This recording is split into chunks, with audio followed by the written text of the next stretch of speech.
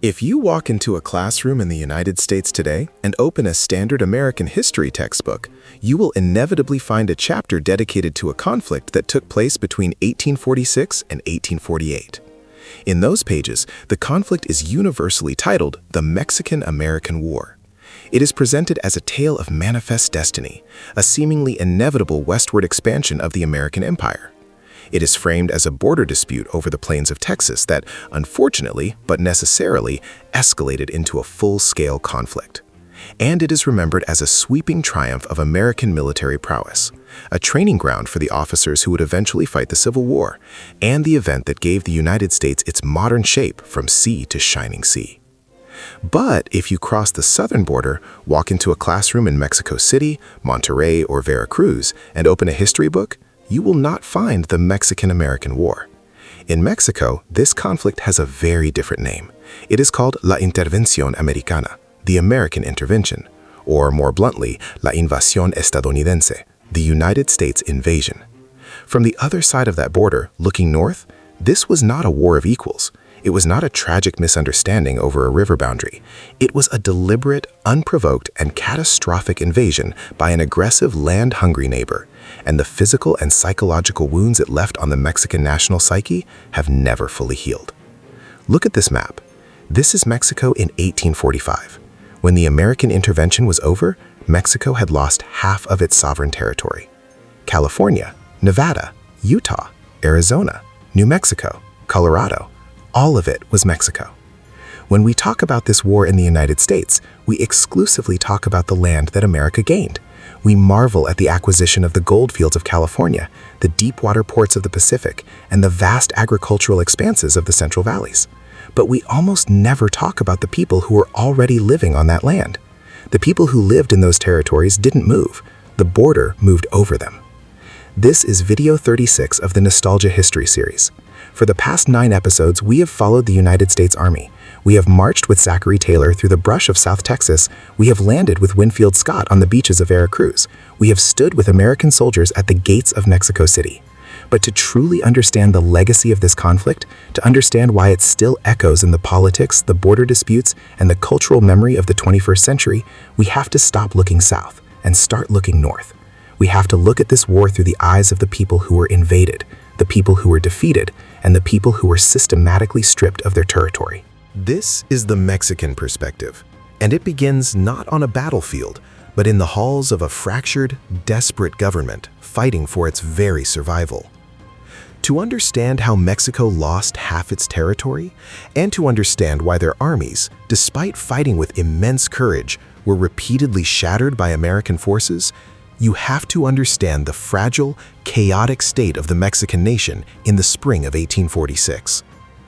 This was not a stable empire. This was a nation in a state of profound, existential crisis.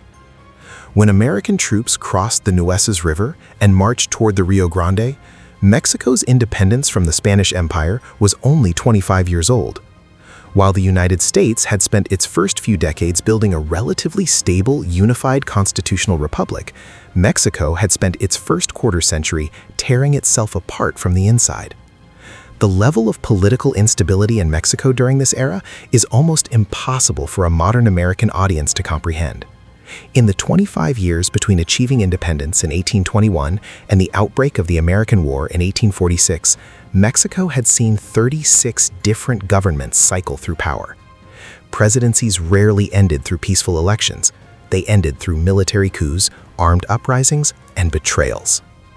At the absolute center of this swirling political chaos was one man, General Antonio López de Santa Anna.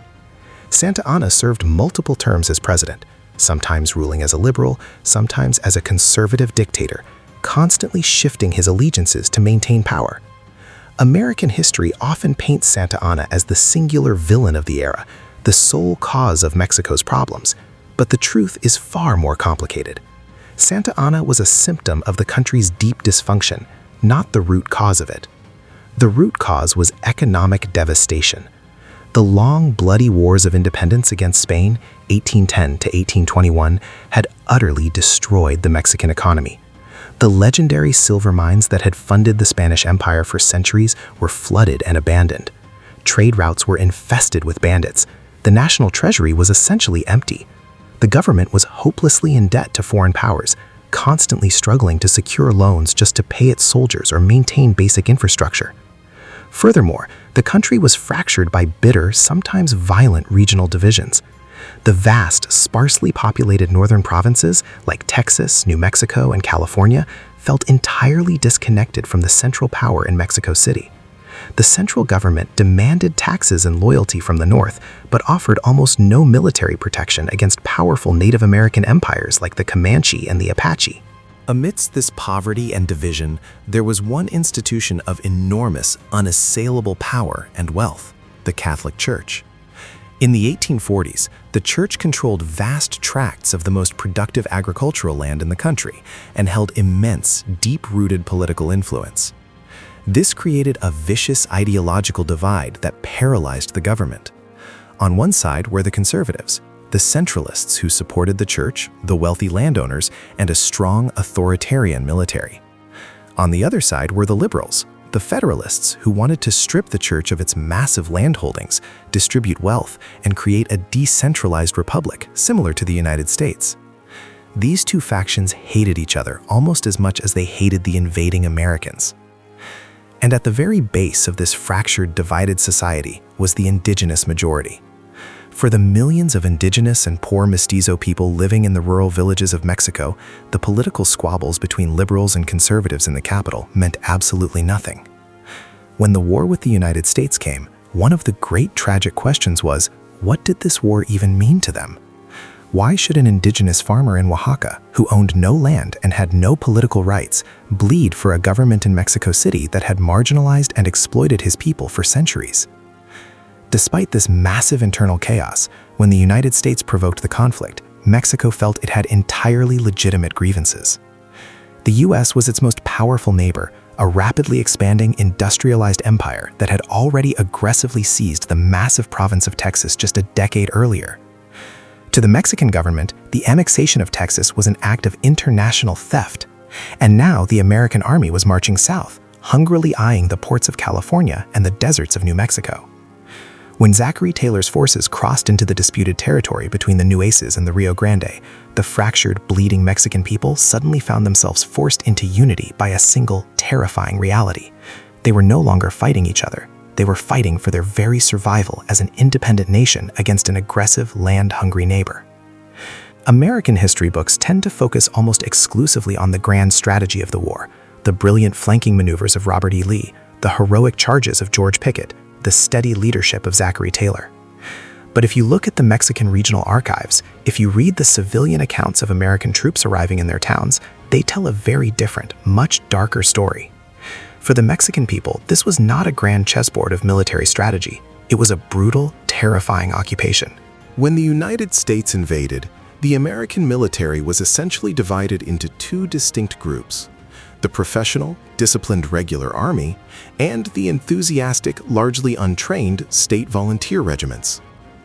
General Winfield Scott and General Zachary Taylor both recognized that maintaining the discipline of their troops was vital to preventing a massive, uncontrollable civilian uprising. The regular army, commanded by career officers, was generally more restrained. Scott, in particular, issued strict orders against looting and required his quartermasters to pay fair market prices for Mexican supplies. But the American volunteers were a completely different story. The volunteer regiments, men from Texas, Arkansas, Illinois, and Kentucky, brought a horrifying level of brutality to the Mexican countryside. These men were not professional soldiers.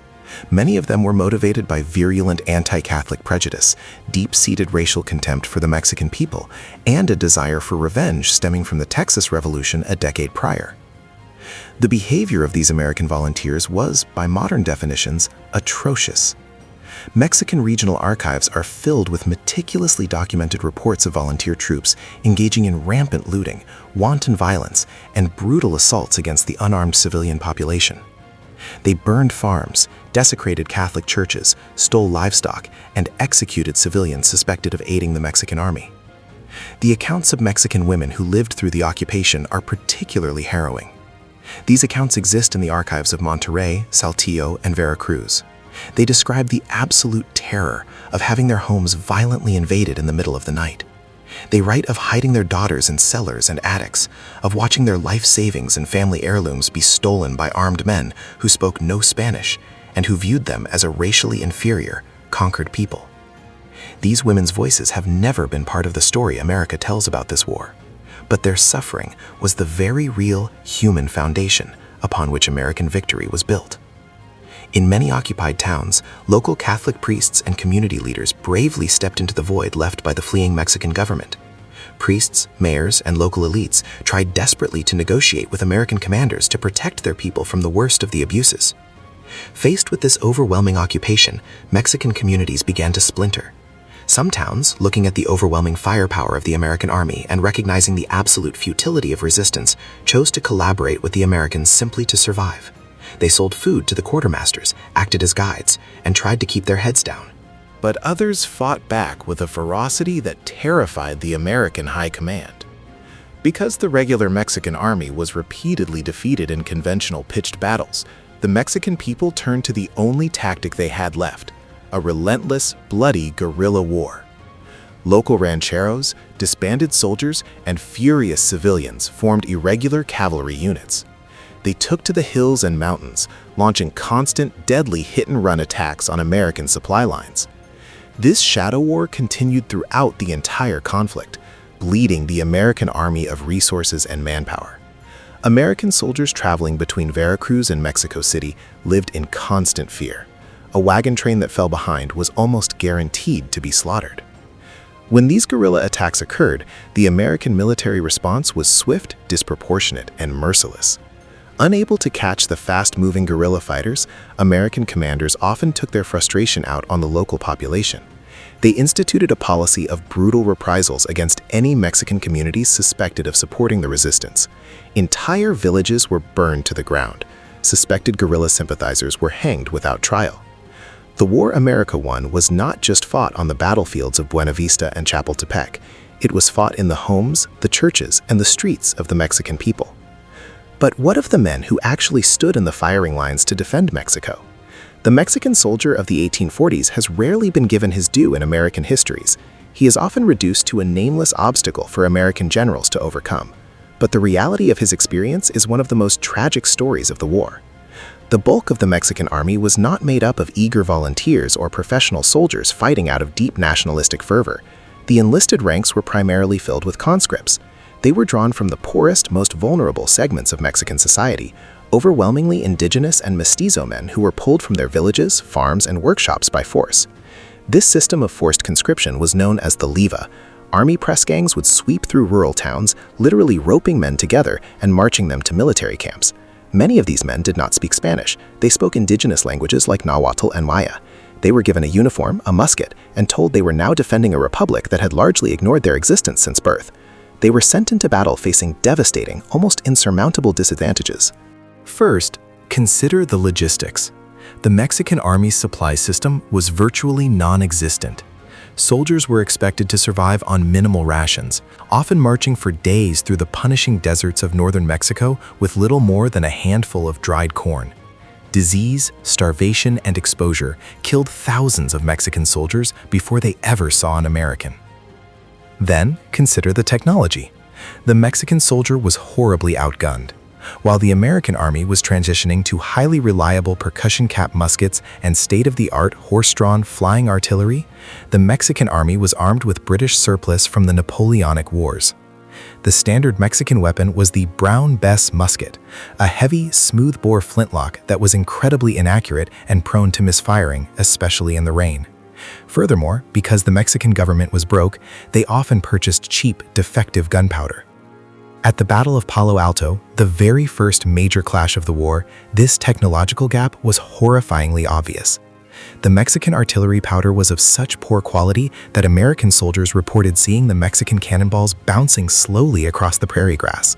The Americans could literally step out of the way of the incoming fire. In return, the American flying artillery tore through the densely packed Mexican infantry lines with explosive shells and grape shot, turning the battlefield into a slaughterhouse. Compounding these material disadvantages was the leadership. The Mexican officer corps was a study in extremes. There were some incredibly brilliant, dedicated tacticians, men who recognized the impossibility of their situation but fought with honor anyway. But the upper echelons of the military were choked with political appointees. Wealthy aristocrats bought officers' commissions despite having no military experience. They viewed the army as a tool for political maneuvering in Mexico City rather than a force to defend the nation. They hoarded supplies, issued contradictory orders, and in several key battles abandoned their men when the fighting turned against them. Yet, despite being poorly led, terribly fed, and horribly outgunned, the ordinary Mexican soldier fought with a ferocity and courage that stunned the Americans. At the Battle of Buena Vista, Mexican infantry marched through a freezing mountain pass and then threw themselves repeatedly into the teeth of Zachary Taylor's artillery. At Churubusco, the Mexican National Guard fought alongside the Irish deserters of the San Patricio Battalion, refusing to surrender until their ammunition was completely gone and the American soldiers were fighting them with bayonets in the hallways of a convent. When the battles ended, the fate of the surviving Mexican soldiers varied wildly, depending on who captured them. There are accounts of Mexican soldiers who surrendered to regular American troops and were treated with the respect afforded to prisoners of war. But there are equally grim, highly documented accounts of wounded Mexican soldiers being summarily executed on the battlefield by vengeful American volunteers. The Mexican officers who survived the war left behind memoirs that are heartbreaking to read. Men like Manuel Balbontin and José Enrique de la Peña wrote searing indictments of their own government. Their writings are the testaments of proud, bitter men who mourned the fact that the immense bravery of the Mexican enlisted man was completely squandered by the corruption and incompetence of the political class in the capital. While the Mexican soldier bled in the deserts and mountains, the Mexican political system completely and catastrophically collapsed. Following the disastrous defeat at the Battle of Cerro Gordo, where the American army bypassed the Mexican defenses and blew the road to the capital wide open, the blame fell squarely on General Santa Anna. But the disaster was much larger than the failures of one general. The Mexican Congress was utterly paralyzed. The American army was literally marching toward their doorstep, yet the politicians in Mexico City were completely unable to agree on a cohesive war strategy, let alone acceptable peace terms. The government fractured into two bitter, uncompromising factions. On one side were the moderados, the moderates. These were pragmatic politicians and businessmen who looked at the shattered army and the bankrupt treasury and realized the war was lost. They believed that Mexico's only hope for survival as an independent nation was to immediately sue for peace and negotiate a treaty, even if it meant giving up massive amounts of territory. On the other side were the budos, the pure hardliners. Driven by fierce nationalism and a refusal to negotiate with an invading force, the budos demanded resistance to the very last drop of Mexican blood. They argued that signing a treaty to give away half the country was treason and that Mexico should wage a permanent guerrilla war until the Americans were bled dry. Making matters significantly worse was the terrifying news coming out of Washington, D.C. Word reached Mexico City of a radical political movement exploding in the United States Congress, the All of Mexico movement.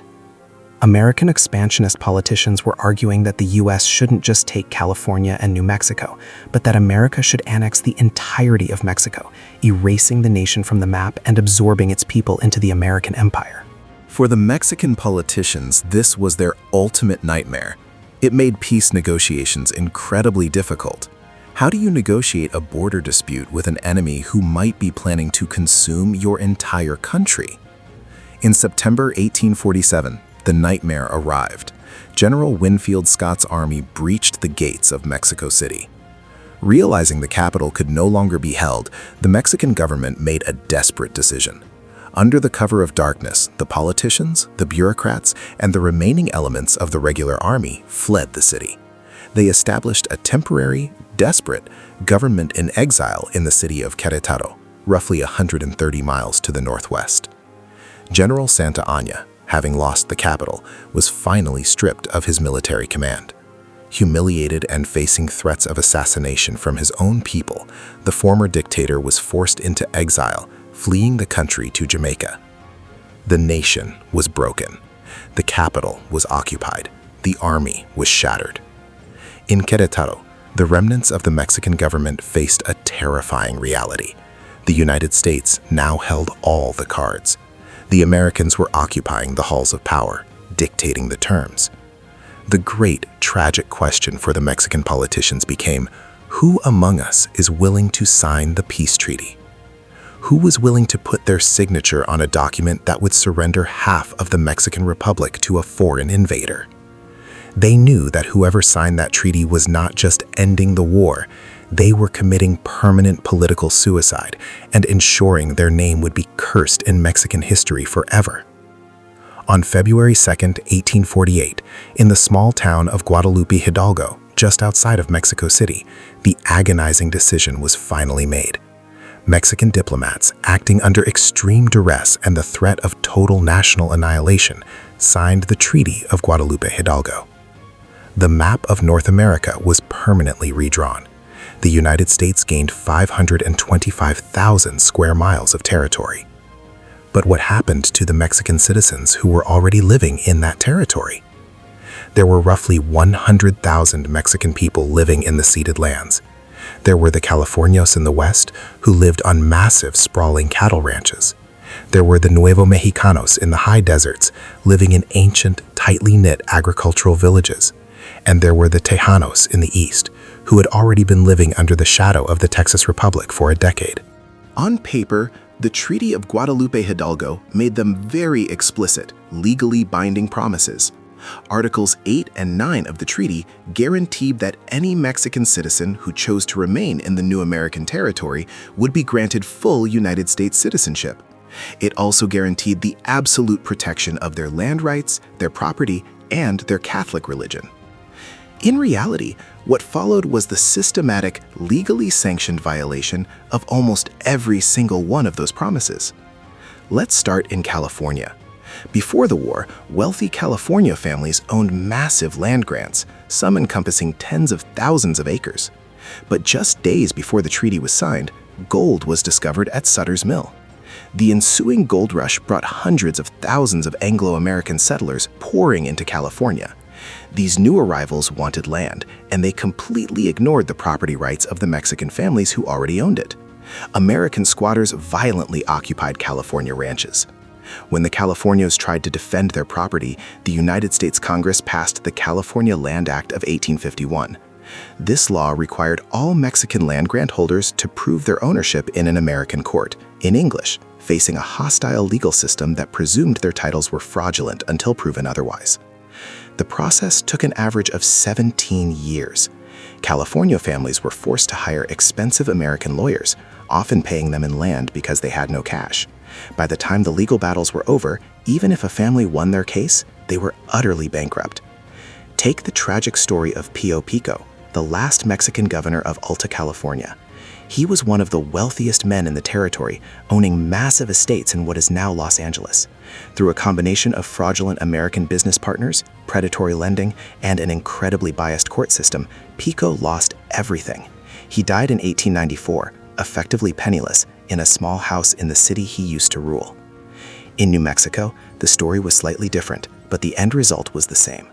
The Nuevo Mexicanos staged an armed, desperate rebellion against the American occupation in 1847, the Taos Revolt, which was brutally crushed by the U.S. Army. Following the war, tightly knit Nuevo Mexicano communities watched as a flood of Anglo lawyers, merchants, and politicians arrived. Through political manipulation and the mysterious loss of original Spanish land grant documents and government archives, massive communal land grants were stolen by syndicates of corrupt American politicians and businessmen known as the Santa Fe Ring. Suddenly, families who had farmed the same valleys for centuries were transformed into trespassing tenants on land owned by American corporations. And in Texas, the Tejanos faced the most violent dispossession of all. Many Tejano families had actually fought alongside the Americans during the Texas Revolution, believing in a shared democratic vision. But following the Mexican-American War, they faced an accelerating wave of violent racial discrimination. Anglo settlers used vigilante justice, lynchings, and intimidation by groups like the Texas Rangers to force Tejano families off their ancestral ranches and drive them south across the new border. This is not ancient history. These communities' descendants are still living in those territories today. The systematic theft of their generational wealth, the loss of their land, and their sudden transformation into a marginalized minority in their own homeland created profound economic and social disparities that echo directly into the 21st century. The people didn't cross the border crossed them. And for decades they were treated as foreigners in the land their families had inhabited for generations. Wars eventually end. Treaties are signed, armies march home, and borders are drawn on official maps in distant capital cities. But the psychological trauma of a massive, devastating invasion does not simply vanish when the ink dries on a peace treaty. How is the American intervention taught in Mexico today? In the United States, if the Mexican-American War is taught at all, it is usually treated as a brief, minor prelude to the American Civil War. It is a historical footnote. But in Mexico, it is taught as a profound, unprovoked national trauma. It is the defining geopolitical disaster of the nation's history, the moment when the future of the Mexican Republic was permanently crippled. The memory of 1847 is woven directly into the daily geography of modern Mexico. You cannot walk through major Mexican cities without encountering street names, towering monuments, and solemn public plazas dedicated to the soldiers and civilians who died trying to repel the American invaders. There is a famous quote attributed to the late 19th century Mexican president Porfirio Díaz. Looking at the geopolitical reality of his country, he supposedly lamented, "Poor Mexico, so far from God and so close to the United States." That sentiment, a mixture of deep cultural pride, shadowed by the overwhelming, suffocating proximity of the American Empire, was born in the ashes of 1848. The invasion planted the seeds of a deep, structural anti-American sentiment that persists in Mexican politics and culture today. When the United States makes demands regarding trade, oil, or diplomacy, Mexican politicians view those demands through a historical lens where the United States has already proven it is willing to use catastrophic military violence to take what it wants. And then there is the border itself. For the United States, the southern border is often viewed merely as a line of national security, a boundary to be managed.